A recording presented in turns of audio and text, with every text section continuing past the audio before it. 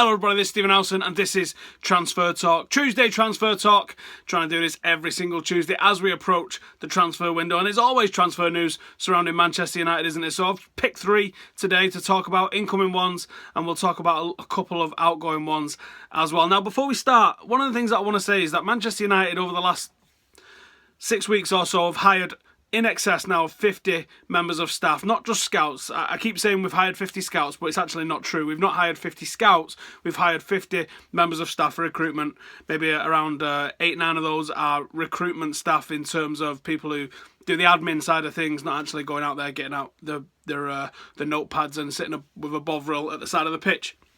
So we've hired 50 recruitment staff, and those people are going to be collating information on some of the top young talent around the world. Now, the basis for a lot of these transfer rumours is that United have scouted them. United are going to be scouting literally hundreds of players over the next 12 months. Maybe even into the thousands of players as we build a database and start tracking a lot of these players. That's one of the academy recruitment things that Nicky Butters oversaw, and one of the more positive changes that's happened at Manchester United in recent years.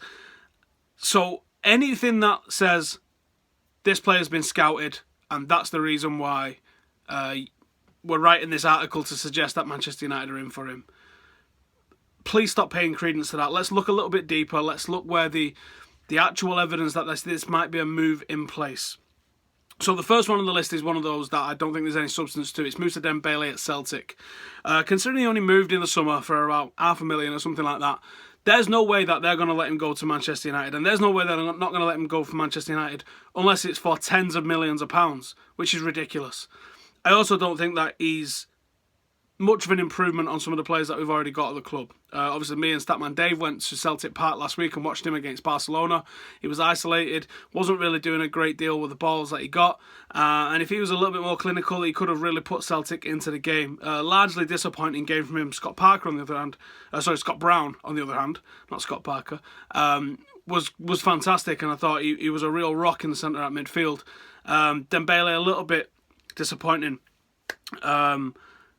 I do think that this is certainly one of those, and this is the basis for the whole article, that we've scouted him, so we're in for him. And I do think that's one of the ones that we can pretty much easily dismiss. Again, United was it the last one or the one before?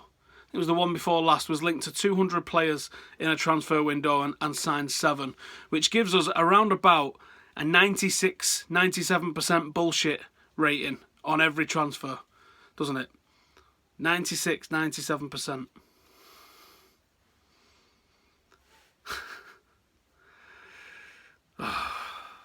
Forget it. Anyway, the next one that we've got is Lindelof, Benfica, 22, young centre-half, about 6'1", decent with the ball, likes to charge out from the back. Shades of John Stones about the way he plays, and for me, not impressed. Can see why he catches the eye a little bit, comes bounding out of defence in a way that Sol Campbell used to a little bit.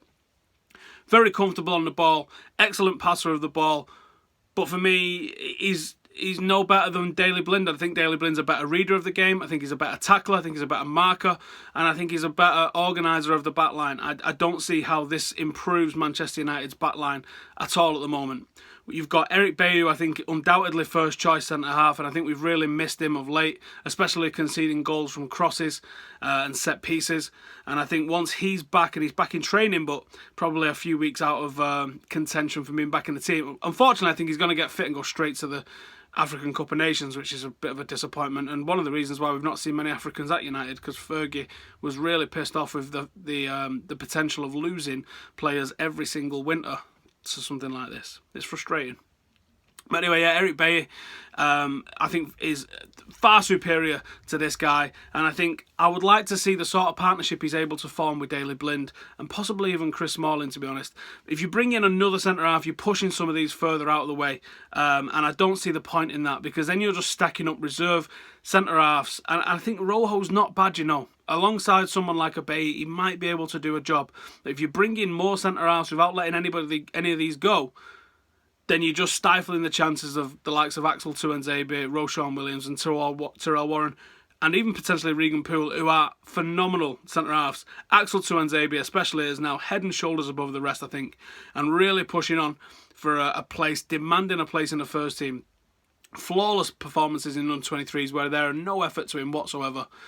He really needs testing on the big stage, and I hope that he would use the Europa and the League Cup to do that, but it doesn't look like he's doing that at the moment. So Lindelof to United. I think this one's got a little bit more substance because his agent mentions that some of the biggest clubs in Europe are looking at him. A little bit more substance than scouting. Is it going to happen in January? Not sure. Is he right for United? Not sure. And the final one I've got for you is Leon Bailey, 19-year-old forward from Genk. This is one that I haven't seen play, so I can't give my opinion on what he's like as a footballer. I can only go off what the rumour says. And he name drops Manchester United specifically when talking about moving away from Genk, and mentions that if Manchester United, for instance, was to offer him game time, then he'd consider it. If they couldn't guarantee him game time, then he wouldn't be looking to move, and that would be then up to his management to find the right sort of club for him to go to. Does he name check Manchester United because he's been talking to Manchester United? Does he name check Manchester United because he wants to draw attention to himself? Does he name check Manchester United because that's somewhere that he ultimately ends up wanting to play? Either way, I don't think Manchester United are in a position to offer anybody game time. Look at Mkhitaryan, the best player in Germany last year, and been restricted to 70, 80 minutes one week, 10 minutes off the bench another, and then months of sitting on the bench. So, sorry mate, you're coming from the Belgian league at 19 where you're not really ripping it up. I don't think you've got any guarantees whatsoever that you're going to be starting games if you did come to Manchester United. Apart from that, can't comment on how good he is because I've never seen him play, and I won't ever do that to you. I'll never comment on a player that I've never seen play, and I always prefer to see eyes on live as well if I can. But anyway, there you go. That's the 3 ins. The one out that we're talking about, as I mentioned a little bit in my review on Sunday and a little bit on Twitter, is that Memphis, how do we word this? Memphis looks like he's going to be going to Everton. He's been making some inquiries which support that. And it looks as if that deal's likely to happen. Obviously, we're still a month away from the transfer window. On one hand, if the club have sanctioned this sale, Everton come in nice and early, and we've sanctioned this sale already, then good. It shows that we are doing some pre-planning ahead of the transfer window, and that might indicate that there's going to be more than one player shipped on. I think Bastian Schweinsteiger's potentially one of those as well, especially with the MLS transfer window opening up pretty soon. I think, is it next month or is it January? I think it might actually be next month. So I think Bastian Schweinsteiger and Memphis could be well on their way next month or January if United decide to write off the rest of Schweinsteiger's contract.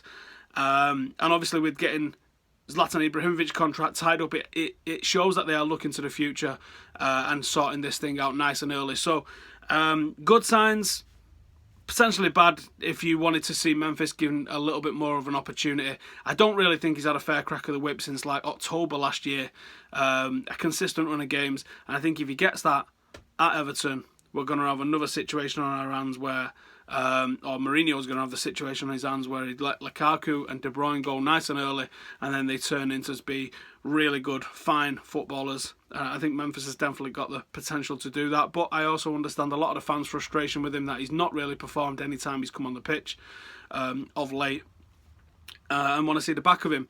But to those fans, all I'll mention is for the first 2 or 3 years, Ronaldo, who was played week in, week out, remember, this is the difference. Ronaldo was played week in, week out and was frustratingly shit. People was pulling their hair out with him. Opposition fans were taking a piss out of him constantly. He would dive, he would fall on the ground, he would do 1,000 step overs, cut inside shoot and balloon it over the bar time and time and time again. Incredibly frustrating player, but this was a guy that was played week in, week out. And I'm not saying Memphis is ever going to be on close to the level that Cristiano Ronaldo went on to achieve, but if you think Ronaldo was that bad with that potential that he had inside him, but he was played week in, week out, and he got those kinks out of his game and he got those annoying frustrations out of his game on the pitch. Memphis hasn't had the opportunity to do that. He's played very few minutes despite racking up quite a lot of games. He's not actually racked up that many minutes in all of those games. So I think that's a mistake on our part, but no, I'm not going to argue with the boss if he frees up a bit of wages for somebody else to come in and take his place, or possibly even someone from the academy to come in and take their place in the first team squad. Well, that'll do for today. Get me in the comments who you want to see me do next week, and I'll start on the research nice and early for this time. Thank you for watching. Please subscribe if you don't already. I'm kind of tracking down that 25,000 subscribers, which I think is a significant milestone. Halfway to 50, and then that would be halfway to the eventual goal of 100,000, when I could actually feel like I've made a little bit of a success of this YouTube thing. So we're almost a quarter of the way there, 23% of the way to the ultimate goal. And please join the Reddit group as well. Loads of good discussion going on in there at the moment, and I can't reach it. I'll put it over in the corner again. There is a retro sweet box on the cards for anyone who puts in the best comment this week. So you've got till Friday to start getting in the Reddit group and banging in the best comments that you can, the best links, the best resources, the things that make me laugh, the things that intrigue me, whatever it is, the best one, I will pick it on Friday. Thank you for watching once again. Anything you like in the comments, as well as who you think you'd like me to see talk about next time round, and I'll see you later.